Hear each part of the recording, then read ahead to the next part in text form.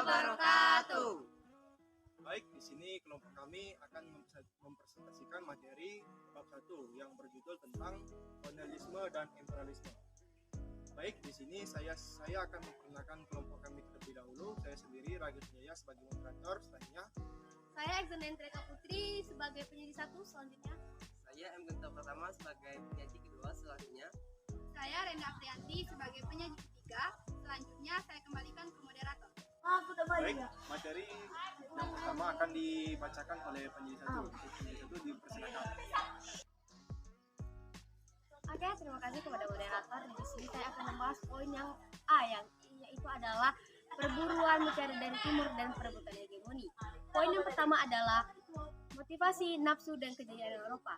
Di bangsa-bangsa di dunia tidak lepas dengan namanya penjajahan samudra, di mana penjajahan samudra itu dilakukan untuk menemukan dunia baru. Dunia baru yang dimaksud adalah dunia yang bisa memenuhi kebutuhan dan pemuasan di dalam diri, seperti mencari daerah baru yang penuh dengan kekayaan rempah-rempah, contohnya seperti Indonesia sendiri. Poin yang kedua ada petualangan, penjajahan, dan perebutan hegemoni. Petualangan yang dilakukan oleh bangsa Spanyol, Belanda, Inggris, dan Eropa untuk merebut rempah-rempah yang ada di Indonesia. Rempah-rempah tersebut adalah seperti buah pala, cengkeh, dan lain-lain. Kesimpulannya adalah latar belakang datangnya bangsa Barat Indonesia, jatuhnya Konstantinopel ke tangan Turki Utsmani 1453, adanya berbagai penemuan di bidang teknologi, semangat melanjutkan perang salib. Yang kedua adalah bangsa-bangsa Barat, Portugis, Spanyol, Belanda, dan Inggris mencari daerah baru untuk memburu rempah-rempah melalui penjajahan samudra atau jalur laut. Kesimpulan yang ketiga adalah dari konteks Indonesia, orang-orang Spanyol datang ke Indonesia melalui jalur timur, sedangkan Portugis melalui jalur barat dan diikuti oleh Belanda dan Inggris. Orang-orang barat itu telah menemukan buruannya, yakni Kepulauan Nusantara, yaitu Indonesia, sebagai penghasil rempah-rempah yang mengibaratkan sebagai mutiara dari timur. Sungguh luar biasa kekayaan bumi Nusantara ini sebagai rahmat yang diberikan Tuhan Yang Maha Esa. perkenalkan, saya M. Genta Pratama. Di sini saya sebagai penyaji 2 akan menjelaskan tentang bagaimana hasilnya POC. Nah, kita semuanya tahu bahwa tujuan dari bangsa Eropa datang ke dunia timur adalah untuk memperoleh keuntungan dan juga kekayaan. Keuntungan dan kekayaan tersebut didapat mereka setelah mereka mengambil rempah-rempah yang ada di Kepulauan Nusantara. Nah, kabar rempah-rempah tersebut telah sampai ke bangsa-bangsa Eropa yang ada di dunia barat, sehingga banyak dari bangsa Eropa datang ke Kepulauan Indonesia untuk menjajah. Nah, di sini kita akan membahas tentang bagaimana sejarah lahirnya POC yang ada di Indonesia.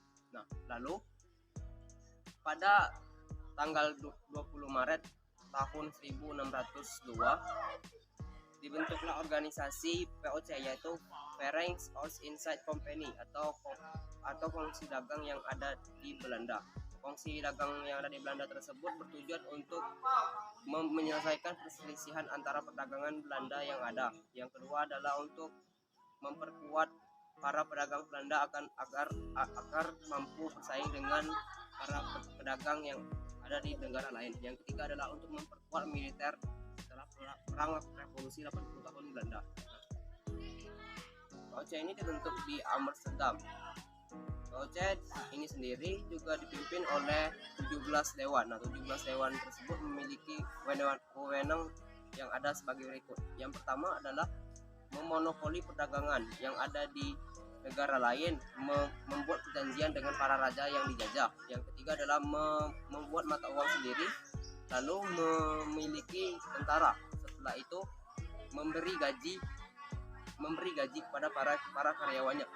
Nah, itu adalah wewenang yang dipunyai oleh 17 dewan. Lalu bagaimana sih POC ini bisa runtuh? POC bisa runtuh karena banyaknya korupsi yang terjadi di dalam maupun luar organisasi. Lalu bentuk pemerintahan Belanda yang berubah. Lalu selanjutnya adalah besarnya dana perang yang dikeluarkan oleh Belanda, sehingga membuat POC itu sendiri bangkrut. Oke, di sini saya akan menjelaskan yang C, yaitu penjajahan pemerintah Belanda. 1. Masa pemerintahan Republik Batak. Pada tahun 1795 terjadi perubahan di Belanda, yaitu muncullah kelompok yang menamai dirinya sebagai kaum patriot, yang mana kaum ini berpengaruh terhadap daerah di sekitarnya seperti semboyan revolusi Prancis, yakni ada kemerdekaan, persamaan, dan persaudaraan. Pemerintah Republik Batak dipimpin oleh Louis Napoleon yang merupakan saudara dari Napoleon Bonaparte. Sementara itu, Raja Willem V oleh pemerintah Inggris ditempatkan di kota Kew, yang mana Raja Willem V ini mengeluarkan surat perintah yang dinamainya dengan Surat-Surat Kew. Surat ini berisi tentang agar para penguasa di jajahan Belanda mengeluarkan wilayahnya kepada Inggris, bukan kepada Prancis. Untuk mempertahankan Kepulauan Nusantara dari serangan Inggris, diperlukan kepemimpinan yang kuat. Maka ditunjuklah seorang muda dari kaum patriot yang memimpin Hindia, yaitu Herman Daendels William, yang merupakan tokoh yang dikenal dengan tokoh muda yang revolusioner. 2. Perkembangan kolonialisme Inggris di Indonesia. Pada tanggal 18 September 1811 adalah tanggal dimulainya kekuasaan Inggris di India.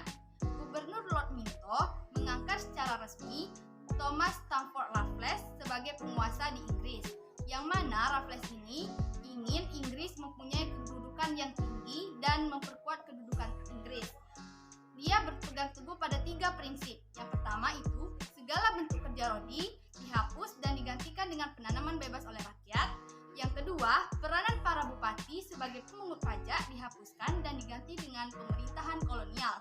Dan yang ketiga, atas dasar pandangan bahwa tanah itu milik pemerintah, maka rakyat pengarap dianggap sebagai penyewa. Yang ketiga, itu ada dominasi pemerintahan Belanda. Pada tahap ini, Raffles mengakhiri masa pemerintahannya di Hindia pada tahun 1816. Akan tetapi, Inggris sebenarnya telah menunjuk John Vandal sebagai pengganti Raffles. Akan tetapi, pada tahun 1814 telah diadakannya Konferensi London, yang mana salah satu dari isi Konferensi London ini adalah Inggris harus mengembalikan tanah jajahan Belanda ke Indonesia.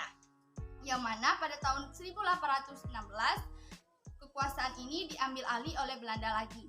Terima kasih untuk penyidik 3 yang telah memaparkan materinya.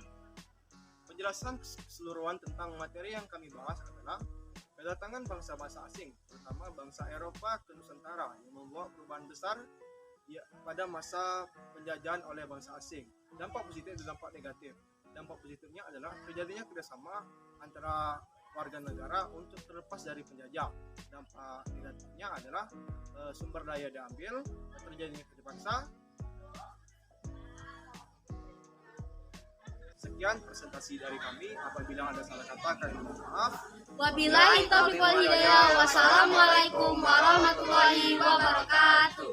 Jangan lupa berikan like, Like, comment, Comment and and subscribe. subscribe.